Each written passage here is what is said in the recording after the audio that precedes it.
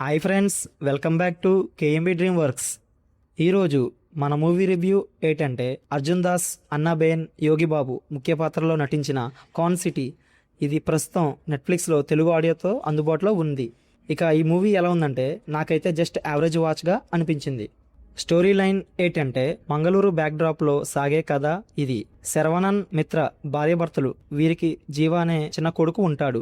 ఆ బాబుకి కాలు నడలేని సమస్య ఉంటుంది.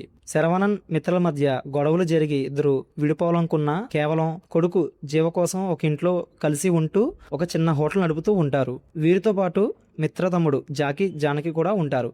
ట్విస్ట్ ఏంటంటే గతంలో వీరంతా వేరే వేరే సమయాల్లో సమాజంలోని కొందరు పెద్ద పెద్ద వ్యక్తుల చేతిలో మోసపోయిన వారే. ఆ కసి వల్ల, పరిస్థితుల వల్ల వీరంతా కలిసి పెద్ద పెద్ద డబ్బులు, మోసాలు, ఫైనాన్షియల్ స్కామ్స్ చేసే గ్యాంగ్గా మారతారు. అయితే ఒకరోజు హఠాత్తుగా స్కూల్ నుండి జీవ కిడ్నాప్ అవుతాడు. ఈ కిడ్నాప్ వెనుక తమ గతంలో మోసం చేసిన పాత శత్రువులు ఉన్నారని వీళ్ళకి అర్థమవుతుంది. తమ గతాన్ని వదిలేసి బతకాలనుకున్న ఈ ఫ్యామిలీ ఇప్పుడు తమ కొడుకుని కాపాడడం కోసం మళ్ళీ క్రిమినల్స్గా మారి తమ తెలివితేటలతో కిడ్నాపర్లకు ఎలా మైండ్ గేమ్స్ ఆడారు, జీవాన్ని ఎలా సేవ్ చేశారనేదే ఈ cinema.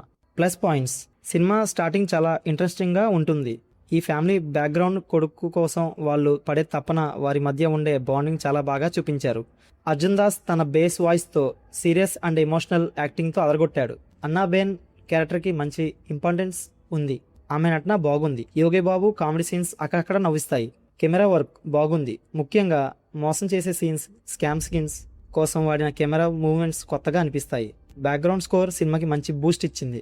Minus points: first half ఇంట్రెస్టింగ్గా అనిపించిన సెకండ్ హాఫ్లో వచ్చేసరికి సినిమా ట్రాక్ తప్పుతుంది. కిడ్నాప్ డ్రామా స్టార్ట్ అయ్యేసరికి సూపర్ స్పీడ్గా సాగాల్సిన సినిమా అనవసరమైన సీన్స్ వల్ల చాలా స్లోగా అయిపోతుంది. మోసాలు చేసే సినిమాలు, కాన్ మూవీస్ అనగానే మనం చాలా తెలివైన ప్లాన్స్ ఆశిస్తాం. కానీ ఇందులో హీరో మిమిక్రీ వాయిస్ చేయడం వల్ల చాలా ప్రాబ్లమ్స్ సాల్వ్ అయిపోతూ ఉంటాయి. విలన్స్ కూడా చాలా ఈజీగా మోసపోతున్నట్లు చూపించడం వల్ల థ్రిల్ మిస్ అయింది. కొన్ని అనవసరమైన సీన్స్ ఉండడం వల్ల సినిమా కాస్త సాగదీసినట్లు అనిపిస్తుంది. ఈ సినిమాలో ఎలాంటి అడల్ట్ సీన్స్ లేవు. హ్యాపీగా ఫ్యామిలీతో కలిసి చూడవచ్చు.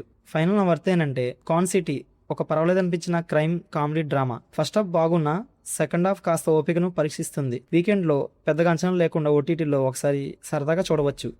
సో నా రేటింగ్ వచ్చి 2.75/5. ఈ సినిమా మీరు చూస్తుంటే మీకు ఎలా అనిపించిందో కింద కామెంట్లో చెప్పండి. వీడియో నచ్చితే లైక్ చేసి, షేర్ చేసి మరిన్ని సినిమా అప్డేట్స్ కోసం మన ఛానల్ కేఎంబి డ్రీమ్ వర్క్స్ ఛానల్ని సబ్స్క్రైబ్ చేసుకోండి. Thank you for watching. Bye guys.